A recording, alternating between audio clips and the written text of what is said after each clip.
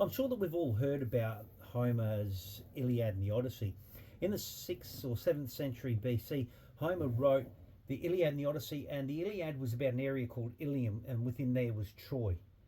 The Odyssey was about Odysseus and his adventures to find his way home after the Battle of Troy to the love of his life, Penelope. But the Iliad, when Homer wrote about that, he claimed that it took place in 1150 BC. But he was writing about it in about the 7th century BC. And then a couple of centuries later, Hesiod wrote Works and Days, which also spoke about Greek mythology and the story of Troy. But he romanticised it a little bit more. So if anybody gave an historical recantation of the story, it was probably Homer. So the fascinating thing about the Battle of Troy is it kind of kicked off at the wedding of Thetis and Peleus, when Eris dropped an apple into the crowd and set them off into a frenzy. And there were 3 Greek goddesses there, Hera, Aphrodite and Athena. And all 3 of them claimed that the apple was for them because they thought they were the fairest of them all. And Zeus decided that there was one person who could make this decision as to who the apple belonged to, and he'd be able to do it fairly. So he called upon the very fair Paris. Paris made the decision because he ended up choosing Aphrodite because Athena offered him wisdom. He was offered things by these Greek goddesses, and because Athena was busted out of the head of Zeus, she was the goddess of war and wisdom, so she offered Paris wisdom. He had no interest in that. But what Aphrodite had offered him was the love of the most beautiful woman in the world, the face that could launch 1,000 ships, which was Helen of Troy. Of course, she wasn't of Troy at this stage, but she eventually did become that because Paris went to stay with Menelaus, and he was a guest. And Menelaus was married to Helen. He was a lot older than her, and he wasn't a very handsome man by all accounts, but Helen was beautiful. So it was a bit of a mixed match. Menelaus went off, and when Paris was visiting, he decided he wanted to go back to Troy, so he took Helen with him. And Menelaus wasn't happy about this, so he grabbed his brother Agamemnon and went to Troy to take back Helen.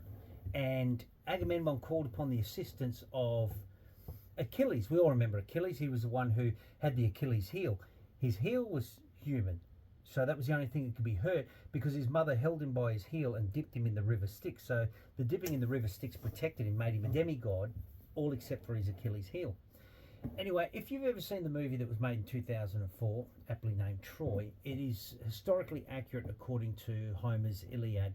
So Hector came out and fought, and he was killed by Achilles, and Achilles dragged him off in the dirt, which according to the rules of warfare at the time, the rules of engagement, you don't drag a dead body through the dirt. So that was a bit of a no-no. By all means, kill him. Honour was a big thing, but don't drag his body through the dirt. So then Hector's father ended up going over there and talking to Achilles, asked to get Hector's body back so he could put the pennies on his eyes, so he could pay the ferryman to get him across the river Styx. But this is when all this took place in 1150 BC.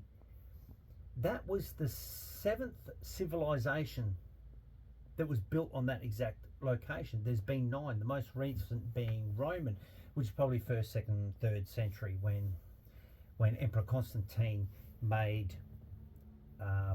Istanbul or Constantinople the capital of the Roman Empire in 323 AD. So the Roman occupation was at about that stage in that area. That's the most recent. The 7th being, if that's the 9th, then the 7th being the city of Troy, 1150 BC, and then it goes all the way back from there, as far back as the probably Göbekli Tepe, which is about 12,000 years BC, predating the Sumerians. Anyway, for a long time we didn't know where Troy was. So compliments of an individual named Heinrich Schliemann. He was a German entrepreneur who retired early in life because he was just such a financial success, and he was obsessed with archaeology.